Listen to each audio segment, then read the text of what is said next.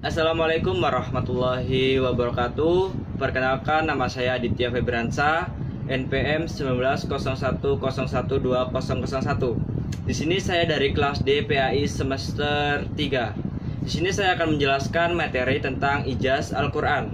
Pengertian ijaz Al-Qur'an tersendiri yaitu lemah. Nama ini dipakai untuk mengakui kelemahan dalam memperbuat sesuatu. Yang dimaksud dengan ijaz di sini adalah menyatakan kebenaran Nabi itu, kerasulannya itu, dan menyatakan kelemahan orang Arab untuk menentangnya. Mukjizat artinya sesuatu yang luar biasa, yang ajaib atau menakjubkan. Sedangkan menurut istilah, mukjizat ialah sesuatu yang bernilai sangat tinggi dan bisa mengungguli seluruh masalah yang berkembang. Menurut Imam Qurtubi, bahwa kemukjizatan Al-Quran karena uslubnya lain dari yang lain, susunannya indah, adanya berita kejadian-kejadian yang akan terjadi. Menurut Ar-Zarqani, bahwa kemukjizatan Al-Quran ada pada keindahan bahasa dan uzub-uzubnya, berisi beberapa ilmu pengetahuan mengenai semua hajat manusia, adanya berita macam-macam mukjizat. Secara umum, mukjizat dapat digolongkan menjadi dua klarifikasi, yaitu ada yang pertama, mukjizat indrawi, yang kedua, mukjizat rosial. Adapun segi-segi kemukjizatan Al-Quran, yang pertama, segi bahasa dan susunan redaksinya. Yang pertama, segi bahasa dan susunan redaksinya. Yang kedua, segi isyarat ilmiah. Yang ketiga, dari segi pemberitaan yang gaib. Yang keempat, ada segi petunjuk penetapan hukum syarah. Adapun materi selanjutnya yaitu nas dan mansuk. Pengertian nas dan mansuk. Nas dan mansuk secara etimologis adalah pengganti atau menghapus. Nas menurut bahasa berarti izalah, menghilangkan. Kata nas juga dipergunakan untuk makna mengindahkan sesuatu dari satu tempat ke tempat lain. Menurut istilah tersendiri, nas ialah mengangkat atau menghapuskan hukum syarah dengan dalil hukum kitab syarah yang lain dengan perkataan hukum, maka tidak termasuk dalam pengertian nas. Penghapusan atau kebolehan yang bersifat asal. Dan kata-kata dengan kitab syarah mengecualikan pengangkatan atau penghapusan hukum disebabkan mati atau gila, atau menghapuskan dengan ijma atau kias. Di sini ada macam-macam nas dan mansuk. Nas Al-Quran dengan Al-Quran, seperti di nasnya firman Allah pada surah Al-Mujadilah ayat 12 dengan surah Al-Mujadilah ayat 13. Yang kedua, ada nas Al-Quran dengan surah As-Sunnah. Yang ketiga, ada sunnah dengan Al-Quran. Yang keempat, nas Al-Sunnah dengan Al-As-Sunnah. Hikmah adanya nas dan mansuk. Di antara hikmah adanya nas dan mansuk yaitu memelihara kepentingan hamba. Yang kedua, perkembangan syar'i menuju tingkat kesempurnaan sesuai dengan perkembangan dakwah dan perkembangan kondisi umat manusia. Yang ketiga, cobaan dan ujian bagi orang mukallaf untuk mengikutinya atau tidak. Yang keempat, menghendaki kebaikan dan kemudahan bagi umat. Untuk materi selanjutnya yaitu ada qisas Al-Quran. Pengertian qisas Al-Quran menurut etimologi, qisas Al-Quran merupakan kata yang tersusun dari dua kalimat yang berasal dari bahasa Arab, yakni dari kata kisah dan Al-Quran. Kata kisah merupakan jamak dari kisah, yang berarti kisah, cerita atau hikayat. Kata kisah mempunyai persamaan makna dalam bahasa Arab dengan lafaz sejarah, tarikh, dan sirah, dan dengan lafaz sejarah, tarikh, sirah, dan atsar. Akan tapi kata-kata itu tidak terdapat dalam Al-Quran. Hanyalah kata-kata kisah yang dipakai Al-Quran setelah menceritakan sesuatu rangkaian, baik itu kisah Nabi, dengan umatnya maupun kisah-kisah lainnya. Sedangkan menurut etimologi, kisah Al-Quran adalah menelusuri peristiwa atau kejadian dengan jalan menyampaikan atau menceritakan tahap demi tahap sesuatu dengan kronologi kejadian. Bentuk-bentuk kisah dalam Al-Quran: kisah para nabi terdahulu. Yang kedua, kisah-kisah yang menyangkut pribadi-pribadi yang bukan termasuk nabi dan golongan-golongan dengan segala kejadian yang diikuti oleh Allah untuk kejadian pembelajaran seperti kisah Maryam dan Ashabul Kahfi. Yang ketiga ini ada kisah yang menyangkut peristiwa-peristiwa yang terjadi pada masa Rasulullah seperti Perang Badar, Uhud, Ahzab, dan Perang Bani Nazir. Adapun materi selanjutnya yaitu Amsal Al-Quran. Pengertian Amsal Al-Quran: kata Amsal merupakan bentuk jamak dari kata Amsal, perumpamaan atau mistil, serupa atau masil, sama halnya dengan kata syabah atau syaib. Karena itu dalam ilmu balaghah membahas yang sama ini lebih dikenal dengan istilah tasbih, bukan mastal. Sedangkan pengertian Amsal secara terminologi yaitu pengertian Amsal dalam Al-Quran lebih tepat digunakan untuk mengacu pada kesan dan sentuhan perasaan terhadap apa yang dikandungnya, tanpa persoalan ada atau tidak adanya kisah yang berhubungan dengan kata Amsal. Adapun rukun Amsal terbagi atas 4 macam. Wajah syabah yaitu pengertian bersama-sama yang ada musyabah dan musyabah bih. Yang kedua, alat tasbih yaitu kaf, mitsil, kana, dan semua lafaz yang menunjukkan makna perumpamaan. Yang ketiga, musyabah yaitu sesuatu yang diserapkan menyerupai musyabah bih. Yang keempat, musyabah bih yaitu sesuatu yang diserupai oleh musyabah. Adapun macam-macam Amsal Al-Quran. Menurut Al-Qasan, Amsal Al-Quran dapat dibagi menjadi 3 bagian, yaitu yang pertama ada Amsal Musyarah, yaitu Amsal yang jelas. Yang kedua ada Amsal Kaminah, yaitu Amsal yang tidak menyebutkan dengan jenis kata-kata. Yang ketiga ini ada Amsal Musyalah, yaitu kalimat-kalimat Al-Quran yang disebut secara lepas tanpa ditegaskan redaksinya. Materi selanjutnya yaitu ada Aqsam Al-Quran. Definisi Aqsamul Al-Quran.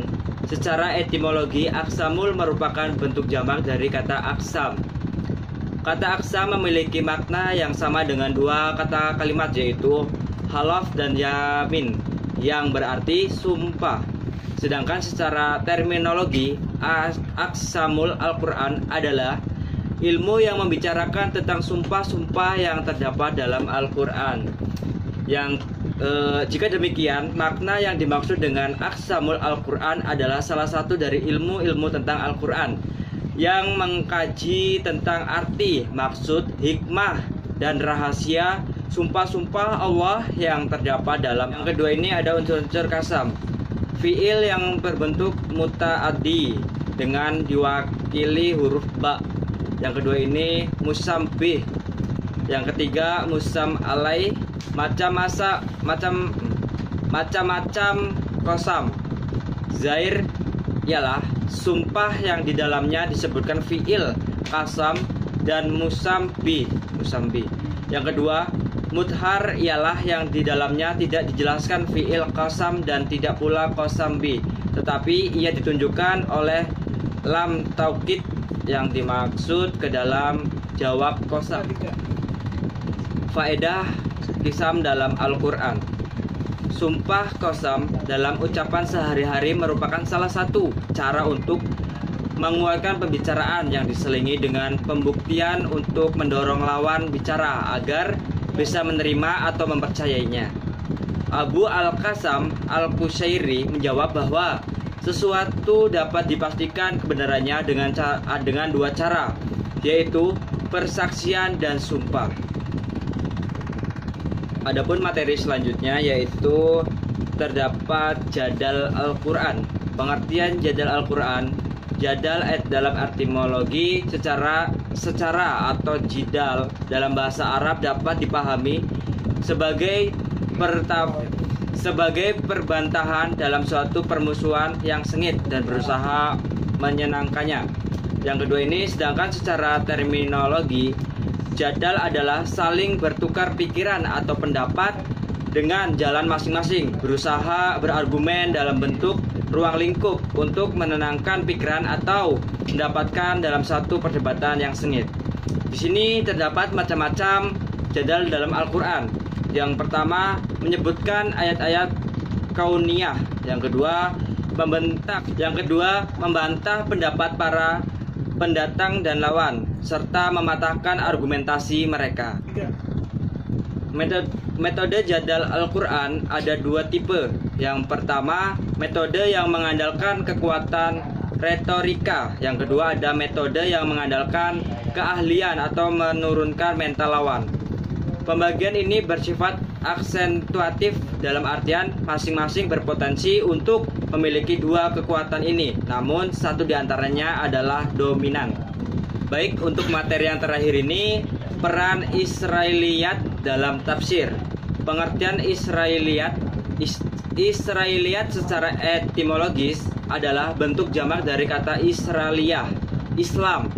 Kata benda yang di sini disebutkan pada kata Israel dari bahasa Ibrani yang berarti hamba Tuhan. Dalam pengertian lain, Israiliyat di sini disebutkan pada Nabi Yakub bin Ishak bin Ibrahim, sedangkan istilah Yahudi adalah sebutan bagi Bani Israel. Dari segi terminologi, kata Israiliyat walaupun pada mulanya hanyalah menunjukkan riwayat yang sumber dari kaum Yahudi, namun pada hakikatnya para ulama ahli tafsir dan ahli hadis tersebut dalam arti yang lebih luas. Israiliyat adalah seluruh riwayat yang bersumber dari orang Yahudi dan Nasrani, serta selain dari keduanya yang termasuk dalam tafsir maupun hadis. Ada pula ulama tafsir dan hadis yang memberi makna Israiliyat sebagai cerita yang bersumber dari musuh-musuh Islam, baik Yahudi, Nasrani, ataupun yang lain. Dampak Israiliyat terhadap ajaran Islam. Menurut Muhammad Al-Zahabi, jika Israiliyat masuk dalam khazanah tafsir Al-Quran dapat menimbulkan dampak negatif sebagai berikut. Yang pertama, Israiliyat akan merusak akidah kaum muslimin karena ia mengandung unsur penyerupaan pada Allah, penindasan ishamah para nabi dan rasul dari dosa karena mengandung tubuhan, pembuntakan buruk, tidak pantas bagi orang adil dan apalagi nabi. Yang kedua ini merusak citra agama Islam karena Israiliyat mengandung kegembiraan seolah-olah Islam adalah agama yang penuh dengan